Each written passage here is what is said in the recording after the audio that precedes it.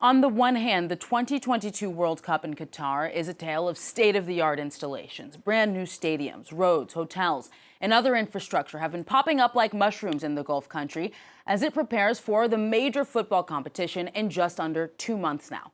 But on the other, there's a dire human cost for the tens of thousands of migrant workers behind those modern facilities. Unpaid wages, sequestered passports, worker abuse, and even work-related deaths by the thousands. For more, Pete Pattisson joins me for perspective.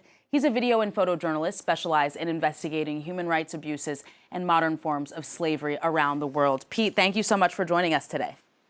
Good morning. So you've been covering the conditions that migrant workers face in Qatar for nearly a decade now. Can you perhaps just paint a picture of their experiences? Yeah, I think the best way to do that is to tell the story of a report I did just a few weeks ago. I was in Qatar in the summer and I went to talk to workers who were employed on improving the landscaping, the grounds around the World Cup stadiums. And I assumed that because they were working right beside the World Cup stadiums, their treatment would be better than normal. But they had a very different story to tell me. They had almost all paid very high illegal wages to secure their jobs in Qatar. They were unable to change jobs, even though new reforms in Qatar should allow workers to change jobs. They were working for very low wages. The basic rate was about 1.3 euros an hour. Remember, this is Qatar, one of the richest countries in the world per capita. And then I followed them from the stadiums back to their labor camps where they lived. And they basically lived on a farm on the edge of the desert, in among greenhouses, in very small cabins, 3, 4, up to 6 in a room, some of them in bunk beds, no personal space, no privacy. And these are workers employed on the stadiums that will be hosting the world's best football players in a few months' time. Now, not all stadium workers are working under these conditions, but the fact that some are on the eve of the World Cup shows just how far Qatar has to go in improving the treatment of its vast migrant workforce. And on top of all of that, Pete, there's also obviously growing concerns about the excruciating heat that these laborers have been forced to work in. Yes, that's right. It's hard to exaggerate that. I mean, if any of your viewers have been in a sauna, the summer heat in Qatar is just like that. It's not just the heat, it's the humidity. Now, the Qatari authorities have introduced summer working hour restrictions so that during the hottest part of the day, these workers are not allowed to work outside.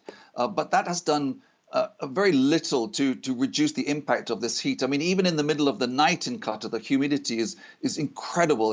And human rights groups say that this heat may contribute to some serious health issues that workers face, including it may lead to some heat-related deaths.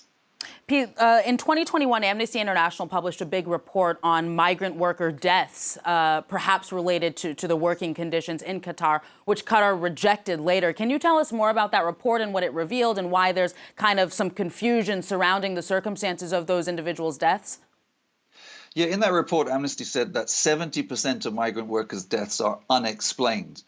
And what happens is this: the most common cause of death, at least according to death certificates in Qatar, among migrant workers is natural deaths due to heart failure or respiratory failure. I've seen many of these death certificates, and time again, that's what it states. But if you talk to any forensic pathologist, they will tell you that that classification is meaningless. All it says, one of them told me, is that someone died because they're dead. And so there's no real understanding, scientific or medical understanding of why these workers are dying.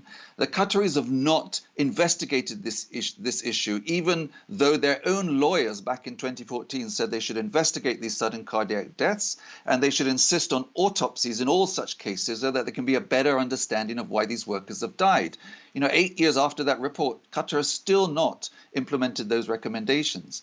And this matters because this is not a case of figures, of data. It's individual lives, and it's the families that are left behind in some of the poorest regions of the world who are left not only without an explanation of why their loved one died, but without any compensation.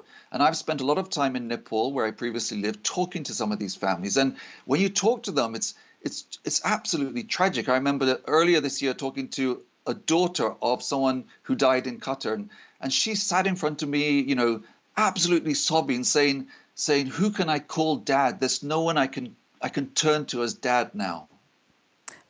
Pete, much of the scrutiny behind these rights abuses is linked to the kafala labor system, which is in place in several Gulf countries, obviously including Qatar.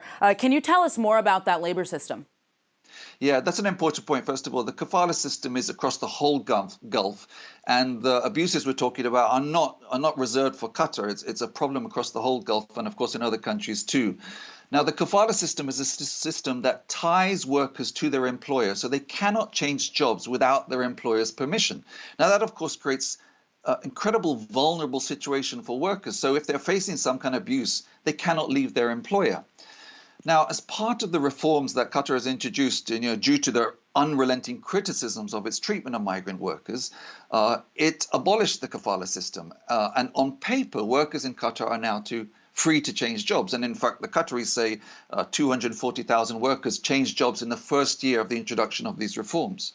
The problem is, I've spent a lot of time on the ground in Doha, walking the streets, talking to scores and scores and scores of workers, and they tell me time and again they cannot change jobs. Their employer still does not let them change jobs. So there's this huge gap between what the Qataris are claiming and what's actually on the ground, the reality for workers.